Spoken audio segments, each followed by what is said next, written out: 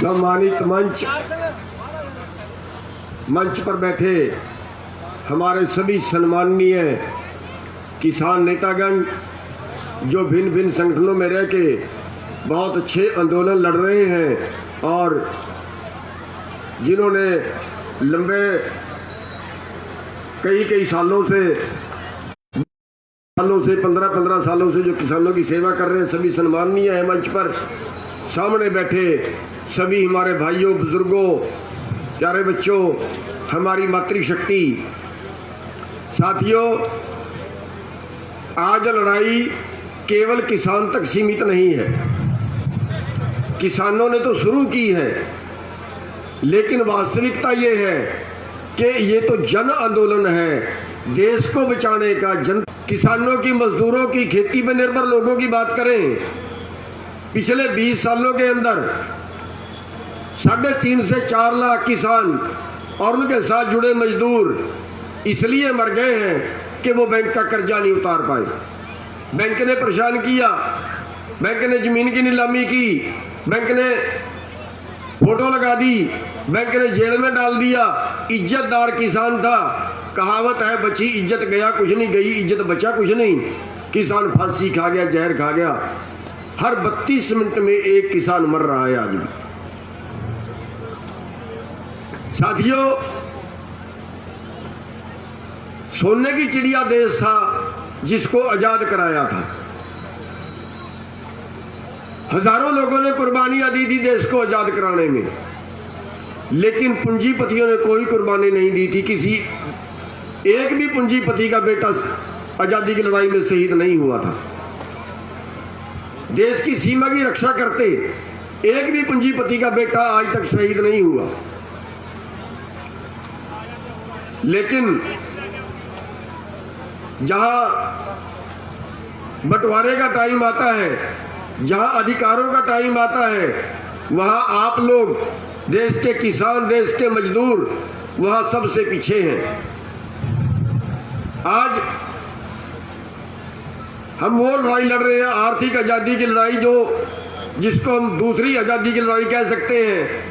आज हम आर्थिक आज़ादी की लड़ाई लड़ रहे हैं कि हमें जीने का अधिकार चाहिए।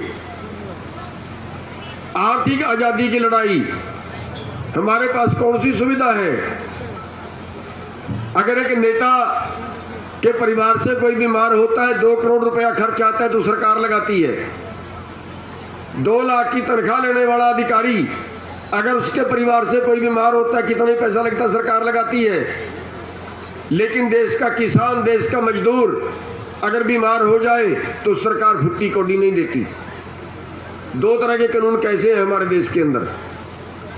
साथियों, आज सवाल इस चीज का है कि क्या ये देश चंद पूंजीपतियों के लिए आजाद कराया था? क्या इस देश में चंद पूंजीपतियों का ही सारा अधिकार है? क्या इस देश में नेताओं के लिए ही सारा अधिकार है?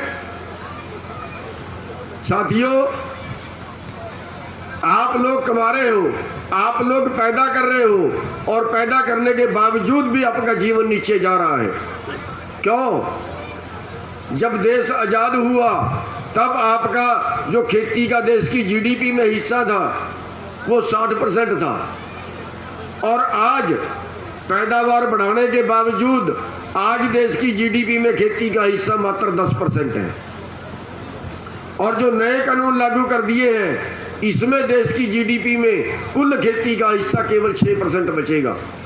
या दूसरे शब्दों में ये मान लीजिए कि अगर देश 100 रुपये कमाता है तो आप 10 रुपये कमा रहे हैं। जहां आप 60 रुपये कमाते थे, आज आप खेती में 100 रुपये में 10 रुपये कमा रहे हैं। और ये कानून पूरी तरह लागू होने के बाद 100 रुपये में 6 रुपये बचेंगे आपके पास। ये है आपका हिस्सा देश के अंदर। जहां खेती में बजट पहली पंचवर्षीय योजना में 14% बजट खर्च किया गया था, अब 2% से भी नीचे आ गया है। देश के खजाने में जो आपका हिस्सा था वो भी आपका हिस्सा निकाल लिया गया है। तो साथियों, अब कह रहे हैं कि वर्ल्ड मार्केट में चले गए हैं, अब आपको वर्ल्ड मार्केट से मुकाबला करना है। अब 1 नेशन 1 मार्केट नहीं है, अब वर्ल्ड वन मार्केट हो गया है। अब आपका अनाज अमेरिका के भाव पे बिकेगा। आज मार्केट में गेहूं का रेट 1600 रुपये है। आज वर्ल्ड मार्केट में धान का रेट 1100 रुपये है।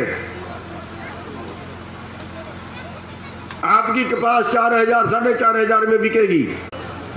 अमेरिका की रीस वहां तो लोगों को निचोड़ना होता है, वहां नहीं करते, यहां सुविधा देनी होती है। और वर्ल्ड मार्केट की शर्तों के अंदर लिखा है कि किसी देश की सरकार अपने किसानों को वर्ल्ड मार्केट से ज्यादा भाव नहीं दे सकती।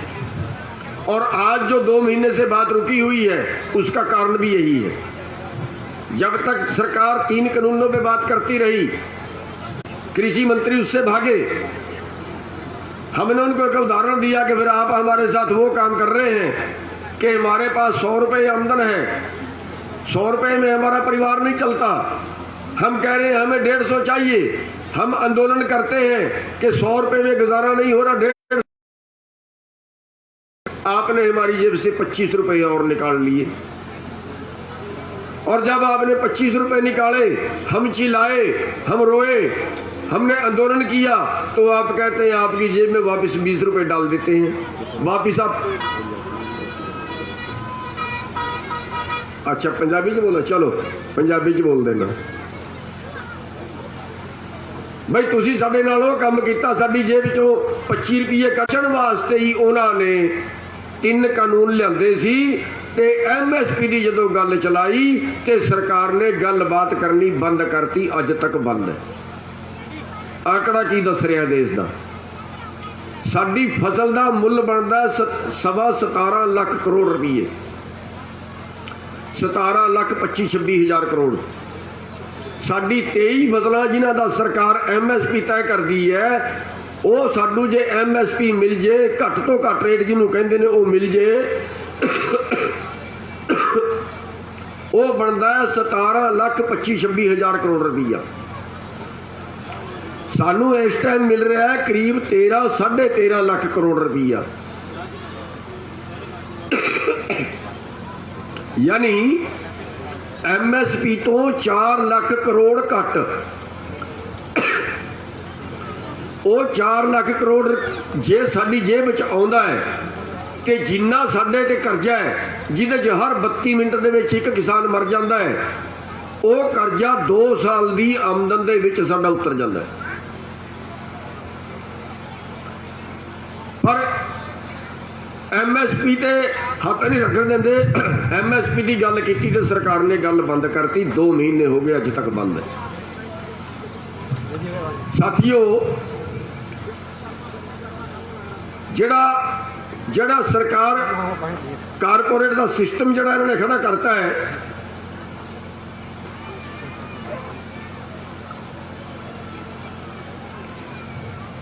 वो सारे देश का कारोबार, दुकाना वालों का कारोबार देता मॉल वालों, कर्मचारियों का कारोबार देता प्राइवेट करके। सारे काम प्राइवेट कर रहे हैं। बिजली प्राइवेट, रेल प्राइवेट, हवाई अड्डे प्राइवेट, सड़क प्राइवेट, सब कुछ प्राइवेट, बैंक प्राइवेट, कंपनियां प्राइवेट। देश नूं सेल ते लाता, देश नूं बेचण ते लाता। ते जे इहो ही हाल रहा तो 10 साल बाद तुसी कहोगे आ अडानी स्टेट है, आ अंबानी स्टेट है, आ बाबा रामदेव दा स्टेट है। ये पूरी धरती जिहड़ी है, जे पूरी धरती पूरे देश की प्रॉपर्टी चंद लोग खरीद लैन, फिर एक भारत देश बचेगा या अंबानी अडानी का देश बचेगा? ये होना है, ये हो चलिया है, ये हो चलिया है। अज 90 करोड़ 1 घंटे की आमदन है अंबानी की, 1 घंटे की 90 करोड़। तो एक दिन आंकड़ा आ रहा सी भी इस साल की जिहड़ी कमाई है, इस साल की कमाई दे विच अडानी जिहड़ा अंबानी नालों अगे निकल गया। 1 साल दे विच आमदन वधी है 73%। जे पिछले साल 100 रुपये सी, इस साल होगी 173, तुहाडी नहीं होंदी 105। ये अंतर है। ये पूरा देश अडानी अंबानी ते इन्हां चंद पूंजीपतियां दा हो चले है। एक साल की आमदन जे 90 करोड़ घंटे के हिसाब नाल गिणीए तो इन्नी को बन जाती है जिन्ना को सारे देश के किसानों ते कर्जा है। तो जिहड़ा बैंकों का लैके मार लिया कानून, जे तुहाडियां 10 फैक्ट्रियां ने तो एक फैक्ट्री घाटे चली गई है, बस उही फैक्ट्री सरकार बेच सकती है। 9 फैक्ट्रियां मुनाफे च तो सरकार नहीं बेच सकती। तो तुहाडे ते दूजा किला भी बेच सकती है, तुहाडा मकान भी बेच सकती है। इस करके जिहड़ा इन्हां कानूनां दे नाल जिहड़ा देश का NP हो गया, जिहड़ा बैंकों का मार लिया, वो अज हो गया 15 लाख करोड़। यानी तुहाडे पूरे देश के किसानों के कर्जे तो 2 गुणा बैंकों का मार लिया। बैंक बैठ गए, बैंक का सारा पैसा लुट लिया। लोकतंत्र नहीं बचा, अज साडा संविधान नहीं बचा, अज सानू संविधान बचाने की लोड़ है। इस करके नहीं बचा कि अज तुहाडा राज नहीं, वोटां दा राज नहीं, अज पैसे तो सत्ता ते सत्ता तो पैसा। पूरे देश के किसान सड़कों दे ने। कृषि मंत्री बयान दे रहा है, कहता भीड़ इकट्ठी करने नाल कानून नहीं बदले जाते। फिर भीड़ कादे वास्ते होंदी है? लोक राज किहड़ा रह गया? जिहड़ा कहंदे लोकां दा राज लोकां दे वास्ते लोकां द्वारा, वो किहड़ा रह गया? जे लोग इकट्ठे हो के लोगों की गल नहीं सुनी जाती, फिर लोकतंत्र कादा रह गया? ये हो गए अंबानी अडानी के एजेंट। ते साथियों, इन्हां नाल सानू लड़ना ही पेगा। अंदोलन साडा मजबूरी है। अंदोलन साडे को अंदोलन तो बिना कोई चारा है नहीं। अंदोलन करना साडी मजबूरी है। तो ये अंदोलन उदों तक लड़ना पेगा जदों तक असी इन्हां कानूनों को बदलवा नहीं लेंदे, जदों तक असी MSP गारंटी का कानून बनवा नहीं लेंदे। समानता का अधिकार किहड़ा रह गया? कोई समानता का अधिकार नहीं। तुहाडियां जमीनां वंडियां सी, पहला जिमींदार हुंदे सी, 100 किले 200 किले जमीनां एक्वायर कीतियां। 18 किले हरियाणे च रख सकता, 12.5 किले उत्तर प्रदेश के रख सकता है। जिहड़ी बाकी सी 2-2 किले की, सारा देश मच जाएगा। साथियों, ये कल्ले किसानों का अंदोलन नहीं, जिहड़े साडे दूजे भरा ने उन्होंने नाल जुड़न की जरूरत है। जिहड़े साडे दलित भरा ने उन्होंने नाल जोड़न की जरूरत है। जिहड़े साडे शहर वाले भरा ने उन्होंने सारिਆਂ जोड़न की जरूरत है। ये है जन अंदोलन। जन अंदोलन, एक पासे लुटेरा, एक पासे कमेरा। जिहड़े कमेरे ने वो सारे एक जगह इकट्ठे हो जाए, जिहड़े करके खाते ने सारे एक जगह इकट्ठे हो जाए। जिहड़े दलित भरा ने उन्होंने जोड़न की लोड़ है। मैं तुहानूं बेनती करांगा, हर बंदा हर पिंड दे विच पंचायत करो, दलित समाज की पंचायत करो और दलित समाज वालों नाल जोड़ो। वो लगन वास्ते तैयार ने, पर असीं उन्हां कोल जा नहीं रहे। असीं उन्हां कोल जा नहीं रहे। तो जे आपां लुटन वाले, जे आपां जिहड़े कमेरे ने वो एक जगह इकट्ठे हो जाते हैं, तो आपां सरकार नूं घुट सकते हैं। होर अपने कोल चारा को नहीं। सरकार तो अगे भी जिहड़ी आएगी पैसे वालों की ही आएगी। तो साथियों, ये अंदोलन सानू नहीं पता किन्ने दिन चलेगा। हो सकता है 2024 तक चले,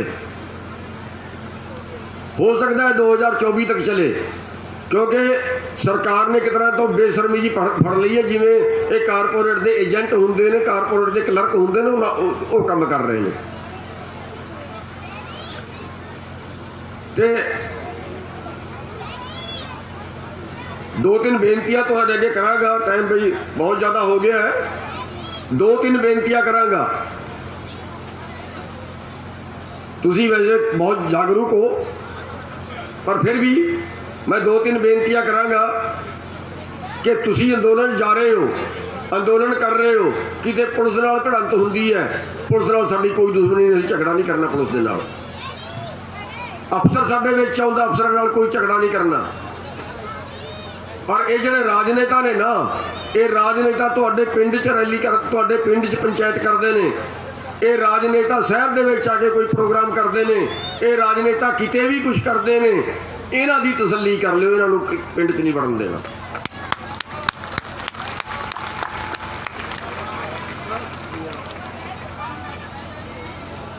ਜਿਹੜੇ ਦੁਸ਼ਯੰਤ ਵਰਗੇ ਤੁਹਾਡੇ ਜ਼ਿਲ੍ਹੇ ਦੇ ਨੇ, ਆ ਜਿਹੜੇ ਦੁਸ਼ਯੰਤ ਵਰਗੇ ਨੇ ਜਿਨ੍ਹਾਂ ਨੇ ਕਿਸਾਨਾਂ ਨੂੰ ਦੀ ਵੋਟ ਲਈ ਤੇ बीजेपी के खिलाफ किसानों ने वोट दी, बीजेपी के मुकाबले च इन्होंने वोट दी ते तुहाडियां वोटां बेच के तुहाडी पीठे छुरा मारिया ते जाके गड्डी लै लई, उहदे बाहर अगे भी गए, नहीं सरवाई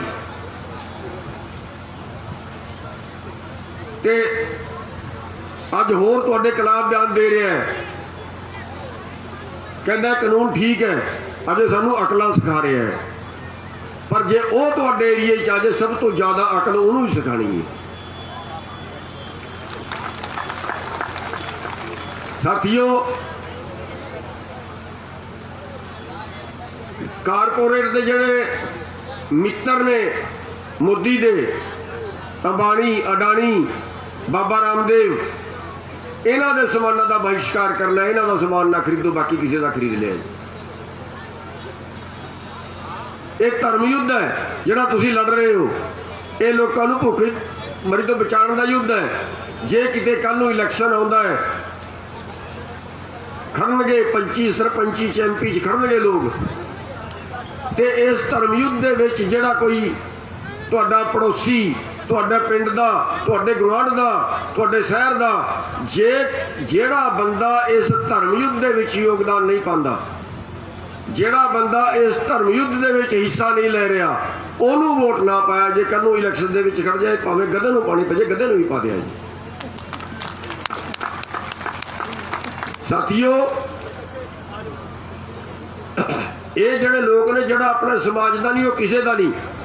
असीं बेनती की सारे MLA नूं, सारे जिहड़े JJP दे, BJP दे, आज़ाद, इन्हां सारिआं नूं बेनती की सी भी जिहड़ा अविश्वास मत प्रस्ताव आ रहा है विधान सभा दे विच, असीं 70 साल तो तुहानूं वोट दे रहे हैं, तुसीं केवल एक बारी जनता नूं वोट दे दो। तुसीं एक बारी देश वोट मंग रहा, एक बारी पब्लिक जनता वोट मंग रही है, एक बारी किसान वोट मंग रहा है, तुसीं एक बारी वोट सरकार के खिलाफ दे दो, अविश्वास मत के प्रस्ताव दे दो, सरकार गिर जाएगी, सरकार गिरेगी तो किसानों की गल मनी जाएगी, लोगों की गल मनी जाएगी। पर इन्होंने एक बारी भी वोट नहीं दिता। याद रखे जे जेड़े जेड़े सत्ता पार्टी दे विच ने, याद रखे जे जेड़े जेड़े आज़ादा ने भी परा पाई है, याद रखे जे जेड़े JJP वाला ने परा पाई है, याद रखे जे अगे कोई भी इलैक्शन आए, ये नेड़े ना लग जान, ये पिंड च ना बढ़ जान, आके इन्हां दी तसल्ली कर लिया जी। साथियों, टाइम बहुत ज़्यादा हो गया है, मैं ज़्यादा टाइम नहीं लाँगा। हाँ, एक चीज़ जरूर है, जे तुहाडा कोई रिश्तेदार, कोई मित्र प्यारा उन्हां स्टेटां दे विच जिथे चुनाव है, 4-5 स्टेटां दे विच चुनाव है, उत्थे भी असीं जा रहे हैं, पर जे किते होर भी चुनाव है या आउंदा है आने वाले टाइम में, तुहाडी किसी रिश्तेदारी मित्र प्यारा उन्होंने को भी BJP नूं वोट ना पाया जे, होर भावें किसी नूं पाओ। तो बंगाल च असीं 3 दिन पहला ला के आए हैं, फिर जा रहे हैं, बंगाल च BJP पक्का हारेगी, बंगाल दे विच इहनूं हरा के वापस आवांगे।